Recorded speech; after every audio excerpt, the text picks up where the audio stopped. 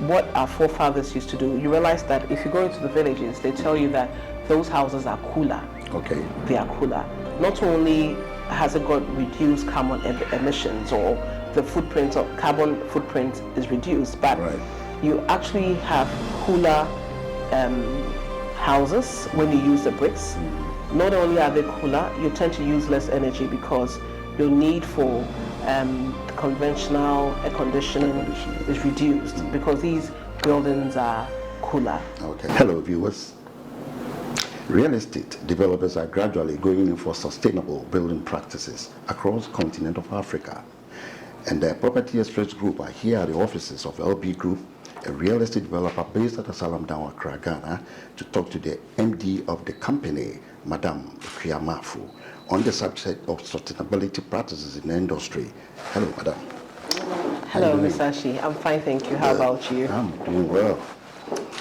Well, how long has this company been running? For how many years now, LB Group? So the LB Group has been running for about 13 years now. 13 years. We started off as a real estate brokerage company, selling for very high-end luxury developers. Right. And we achieved a lot of feats with that, winning various awards from Property Express at the Ghana Property Awards. Yep. And till date, we have metamorphosized into development, and sustainable construction and development has been our goal for various reasons known to us. Wonderful, wonderful. Now, what inspired you to focus on sustainable building practices in an industry that has traditionally been dominated by conventional methods? What inspired us is the fact that, looking back into history, if you look at how our forefathers used to build, they were using materials that did not have a lot of carbon footprint. Right. What we typically call the Akua Maafo of many years ago. Mud and all that stuff. The mud houses. Yep, yep. They are called mud houses. Looking at that, looking into history, you realize that those kind of houses were not interacting with the well-being of the people. Okay. The carbon emissions were not as much as the traditional houses that we have today. So looking into history, and also inspired and motivated by the UN's strategic development goals, we decided that sustainable construction or development or green houses should be our focus. Right. Why? They are more energy efficient, reduce waste, less carbon emissions. Now look at the sun. It's really scorching. Most often when you're out there, you realize that we need to be as eco-friendly as much as possible. Right. So being in the real estate sector, we feel that we also have a part to play, and we must focus on sustainable methods of construction. And that's why we are actually asking everyone, including ourselves, to go green. To go green, yes please. Now, can you share some of the specific eco-friendly innovations that LB Group has implemented in your real estate projects? Just as I mentioned, not only is the international community focusing on sustainable methods of construction, but as a country, we are also doing our best. Not only us, the government is doing its part. You can see the recently finished Apiatse redevelopment project that was done in the Western region. Which part of Western region? Is it a Takrady area or Takwa area or whatever? It was in Apiatse, where we had the issue with the explosion. Okay. So we had to rehouse the people who went through the tragic situation. And you realize that the modes of construction that was used was green technology. Right. And you can tell that not only us as an organization, but the government itself is doing everything it takes to also meet some of these strategic development goals of the UN when it comes to construction.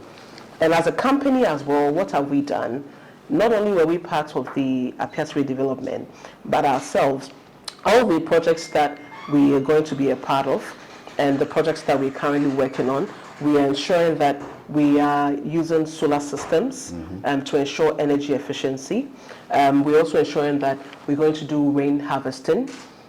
That is also ensuring that our communities are green, in the sense that with rain harvesting, when we install these rain harvesting technologies or means, not only is water an issue in Ghana, but then we'll be able to harness a lot of water from rain, and that will also help with our community, help our communities. And how do you go about the storage of this rainwater that you harvest? How do you store them? So basically, what happens is that pipes are laid around the houses and then channeled to a big water storage facility underground. Right. Okay. Yes. On the or within the community or within the estate. So these are all some of the innovations that we are actually pushing to do within various communities that we're going to be part of developing.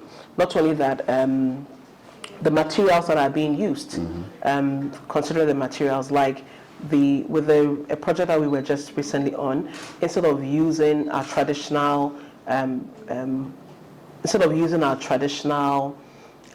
blocks, or concrete blocks, we actually used bricks. Okay. And then these bricks were actually the material sources were gained or obtained from the community, the same community or the same environment. And these are all green ways of construction, using bricks for construction. So that's something that we just did.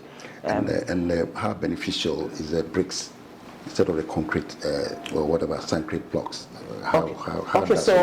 Like, with our traditional or what our forefathers used to do, you realize that if you go into the villages, they tell you that those houses are cooler. Okay. They are cooler. Not only has it got reduced carbon emissions, or the footprint of carbon footprint is reduced, but you actually have cooler houses when you use the bricks.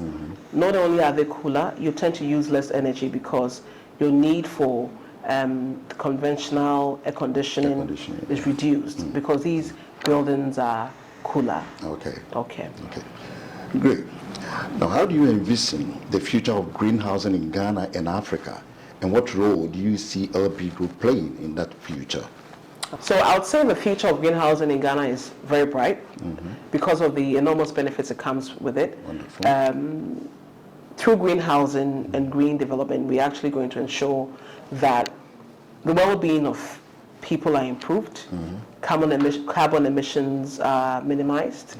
We'll also ensure that energy efficiency across most developments or most real estate developments or most communities, which is a good thing.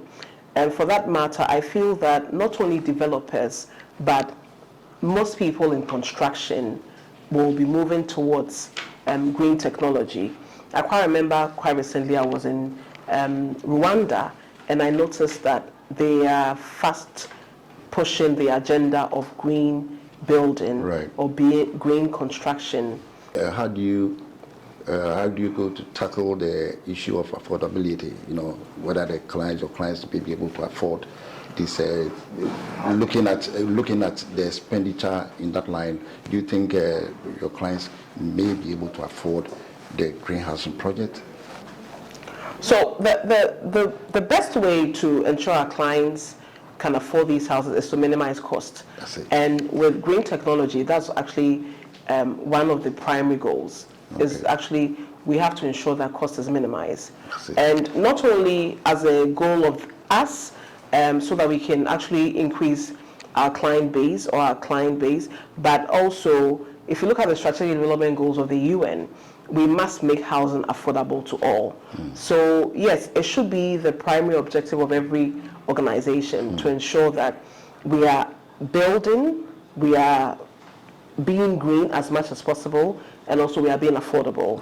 And that's something that LB Group stands to achieve for most developments that we will be a part of. And how we can do that is to minimize waste and also ensure that sourcing of material is done in the most efficient way. Okay, so far, what challenges have you faced in promoting sustainable building practices within a predominantly traditional construction industry? Like you talk about the concrete blocks and all that.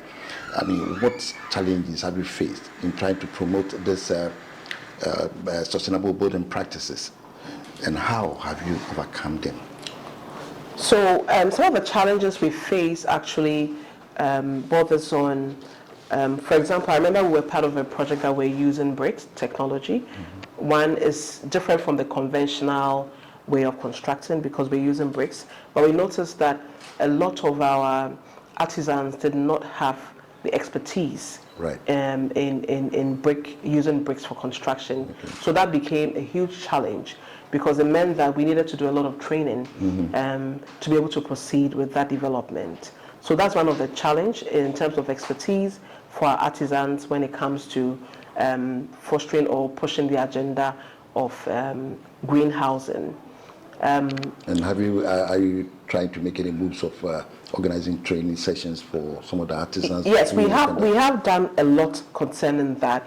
We'll say that Rwanda is quite ahead when it comes to green technology. I remember that they even have a lot of buildings that are EDGE certified, meaning that they are actually internationally certified as being green buildings. That is the EDGE. So we contacted some of the players in Kenya to actually help us with this technology so that we can train most of our artisans and then be able to push their agenda of green technology. Not only that, also sometimes when it comes to rain harvesting techniques, not a lot of people know or not a lot of players are within that space. So it makes it quite expensive, but these are some of the challenges that we face as developers. Right, that's fine. Given the construction sector is responsible for a significant percentage of CO2 emissions, what strategies does LB Group employ to reduce the carbon footprints of its projects? Okay, so to reduce the carbon footprints of most of the projects that we've been a part of, it actually starts from the design stage. That's it. And what kind of material selection you intend to do, and that incorporates into your design. So right from the design stage, you take the decision that you're doing greenhouses. And I think EDGE certification has given us a lot of guidelines as to how to build greenhouses. So we try as much as possible to adapt some of these guidelines that they have given so that we can be we can meet those certifications and we can meet such international standards that have been set out there. So how do we do that? So with a focus on energy efficiency, obviously, we employ techniques such as solar, which also helps. Like the brick I spoke about, we use that too for most of our designs. And then also, we are actually very proactive when it comes to our carbon offset programs. And then also reducing the wastage when it comes to our construction sites. So these are some of the things we are doing regarding that. Thank you. So, how do you balance the cost associated with green building practices with the need to maintain affordability for your clients? How we do that is right from the design stage, we try as much as possible to create very efficient, cost-efficient designs. And that is actually very important. Not only that, we try to minimize waste at the site. Because the truth of the matter, with our experience with most of the projects we have been on, if you don't minimize waste, because most of these technologies like the skilled labor for that, the availability of various suppliers in that industry, because the demand is not that high, the cost is actually very high. So the best way to do that is actually to minimize your cost at on the construction side by employing various strategies in terms of minimizing wastage at the construction site. But I might say that if you look at some of the projects we run, for example, when you do the cost analysis, using green technology like bricks for buildings is actually more expensive than using the concrete blocks. But if you minimize wastage on other fronts, you tend to do better with cost management. Right. And when you talk about your own designs, if I may know, do you have your own in-house designers, or you source for designers outside? So the truth of the matter is we have our own in-house designers, and also we have even gone to the extent of seeking some kind of international consultancy, because other countries, like I said, like Rwanda, are far ahead when it comes to green technology.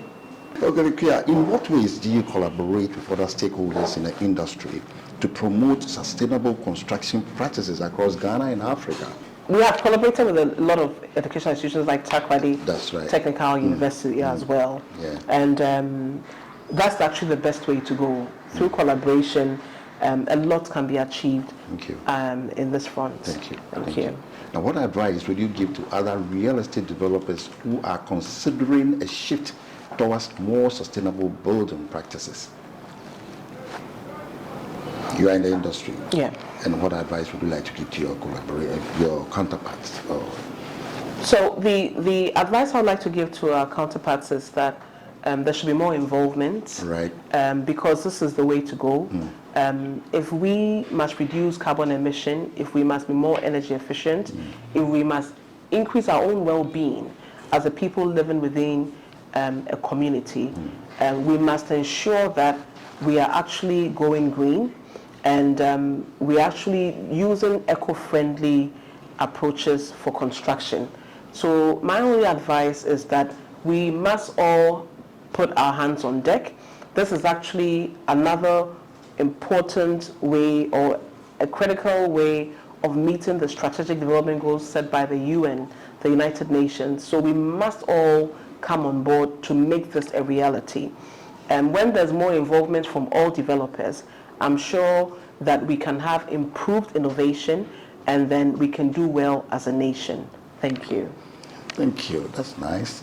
We are coming to the end of it. So what advice or what concluding remarks will you give to everyone viewing you at this hour? My remarks are that there's climate change. Right. We need to improve the well-being of our people. And no matter what business we are focused in, to other developers out there, it's not just about construction, it's not just about putting up buildings, but we must think about the well-being of our people. And we must consider green technology, and we must consider more sustainable ways of construction. And then, so that we can reduce the impact on the climate, the adverse impact on our climate. And I'm sure that through these partnerships and collaborations, we'll be able to achieve more and do well as a nation in that front. Thank you. Thank you so much, madam, for your time. You're welcome, sir. Thank you. Thank you for coming. Anyway, will you be in London? Yes, in I'm October? coming to London. I'll be in. Wonderful, wonderful. We may meet. Yes, please. Thank you.